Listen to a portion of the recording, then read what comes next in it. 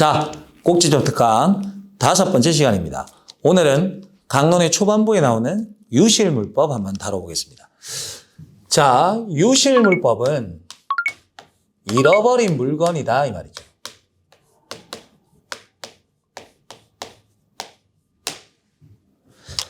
자, 물건을 주운 사람을 우리는 습득자라고 합니다.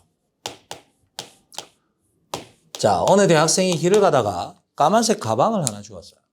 그 가방을 열어보니까 5만 원짜리 다발이 20억이 들어있어요. 실제 사건입니다.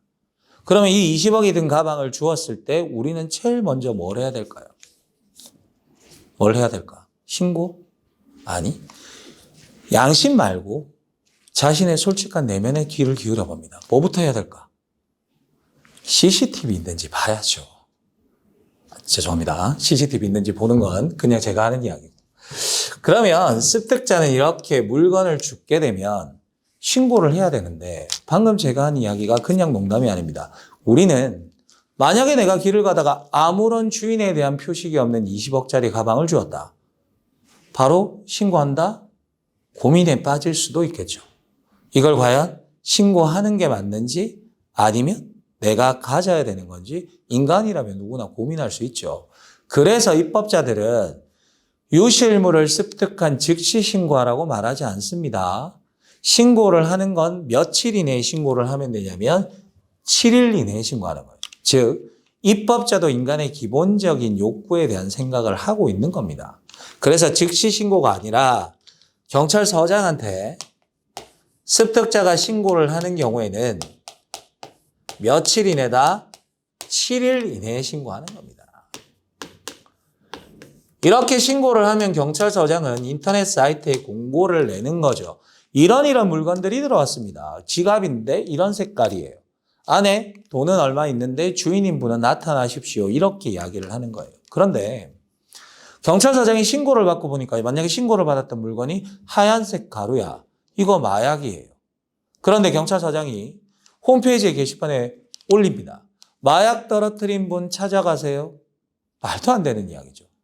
범죄와 관련이 있습니다. 이걸 만약에 인터넷 사이트에 공고하면 범죄자는 숨어버리겠죠. 따라서 범죄와 관련이 있다고 할 때는 경찰서장은 공고하지 않을 수도 있어요. 원칙적으로는 어쨌든 경찰서장이 공고를 하면 결국 누가 나타나야 되느냐? 소유자가 나타나야 됩니다. 그런데 이 소유자가 나타나기까지 천년만년 기다릴 수가 없기 때문에 소유자는 자신의 소유권을 주장하기 위해서는 6개월 이내에 나타나야 됩니다. 6개월 이내에 나타나서 이 물건은 제 겁니다 라고 이야기를 해야 확인하고 소유권을 다시 회복할 수 있게 되는 거예요. 그런데 이렇게 소유자가 나타나면 해야 될 일들이 있습니다. 첫 번째, 물건을 주워준 습득자, 고마운 사람이죠. 보상해야죠. 그래서 보상금을 지급해야 됩니다.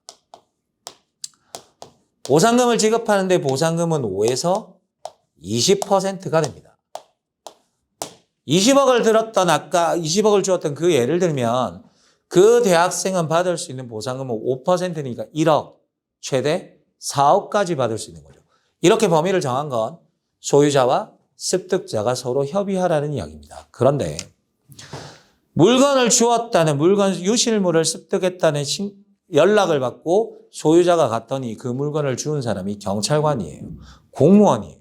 국가나 지방자치단체인데 당연히 이 사람들은 국민들을 위해서 활동해야 되는 사람임에도 불구하고 갔더니 공무원이 보상금 달라고 이야기합니다. 안 될 일이죠. 따라서 국가나 지자체는 보상금을 청구할 수가 없습니다. 공무원의 특징 때문이에요.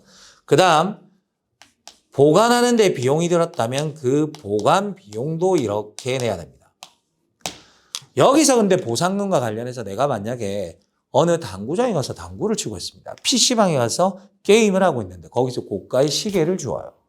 그럴 때는 이 보상금을 습득한 나와 그 물건이 있었던 PC방 또는 당구장 주인분의 점유권이 인정되기 때문에 습득자와 점유자가 반반 나누게 됩니다. 그리고 무조건 습득자는 보상금과 보관 비용을 요구할 수 있느냐? 아니에요. 아까 뭐라 그랬죠? 사람의 기본적인 심리를 생각해서 7일 이내라는 기간을 줬으니까 이 7일 이내에 신고한 사람만 보상금을 청구할 수 있게 됩니다. 그래서 7일 이내에 신고한 사람은 이렇게 보상금과 보관 비용을 청구할 수 있는데 이때도 1개월 이내에 청구를 해야 됩니다. 1개월 이내에 이렇게 청구를 해야 되죠. 근데 만약에 6개월이라는 기간 동안 소유자가 안 나타납니다. 그러면 습득자가 소유권을 취득하게 되는 거예요. 그러면 이 습득자는 몇 개월 이내에 수취 가져가야 되냐면 3개월 이내에 수취를 해야 됩니다. 와서 3개월 이내에 이 물건을 가져가야 완전히 자기게 되는 거죠. 그런데 습득자가 3개월 이내에 수취를 안 합니다. 연락을 했는데 안 온다거나 아예 물건을 처음에 주워다가 경찰서에 갖다 주면서 이 물건은 주인이 안 나타나도 나는 안 가져갈 겁니다. 나랑은 전혀 필요 없는 물건이니까 굳이 나가 가져갈 필요 없습니다라고 미리 의사표시를 하면 이때는 국고나 지방자치단체의 금고에 기속을 하게 됩니다. 됐죠? 그런데 여기서 만약에 이 주웠던 물건이 착오로 점유하게 된 물건이에요. 예를 들어 내가 기차를 타고 가는데 옆에 탄 아저씨의 가방이 제 건 줄 알고 제가 들고 내립니다. 그분 입장에서는 잃어버린 물건이 맞죠. 그런데 이건 순수하게 잃어버린 물건을 내가 습득 주운 게 아니라 나의 실수, 나의 착오로 남의 물건을 모르고 가져왔는데 정작 주인이 나타나니까 내가 보상금을 요구한다? 말이 안 되는 이야기죠. 그래서 착오로 점유한 물건에 대해서는 이 규정이 적용되지만 보상금과 보관 비용은 요구할 수가 없어요. 그 다음 유기동물이 있습니다. 우리가 집에서 키우는 강아지나 고양이 반려동물이죠. 내 가족처럼 생각합니다. 그러나 형법상 내가 키우는 강아지나 고양이를 타인이 다치게 했을 때는 손괴죄가 성립하기 때문에 하나의 물건으로 본단 말이에요. 그러나 그 고양이나 강아지를 잃어버렸을 때는 유실물법 적용 안 합니다. 그때는 동물보호법을 적용한다는 거. 마지막으로 한 가지. 이 물건을 보관하는데 너무 어려움이 많더라. 보관하는데 너무 과다한 비용이 들더라. 이런 경우에 멸실될 우려가 있더라.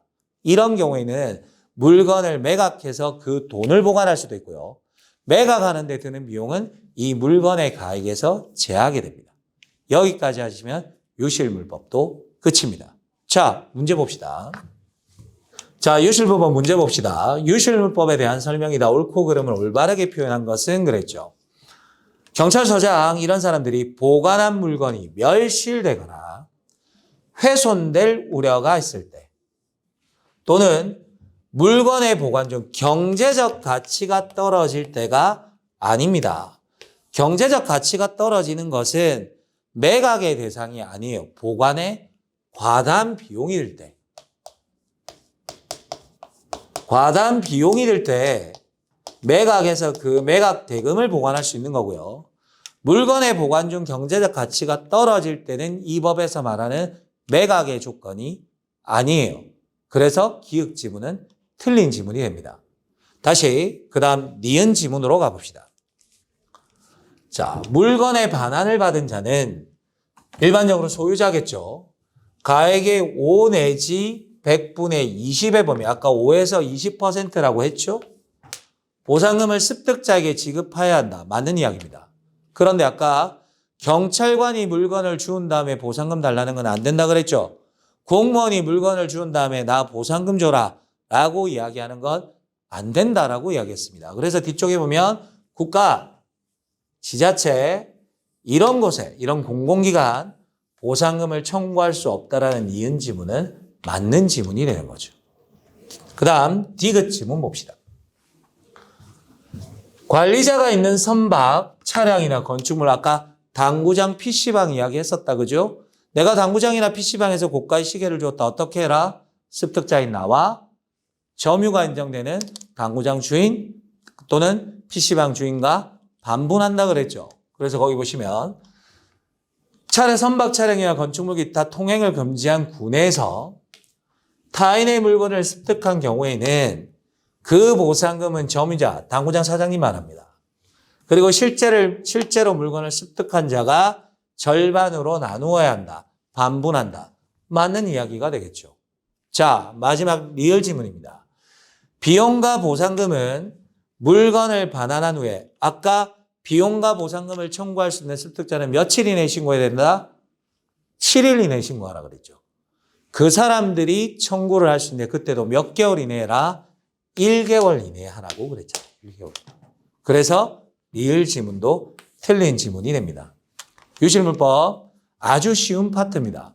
그래서 처음에 정리해 드렸던 그 내용만 정확하게 숙지하시면 유실물법은 시험에 나왔을 때 여러분들 100% 맞추실 수 있습니다. 자신감 가지시고 접근하시면 됩니다.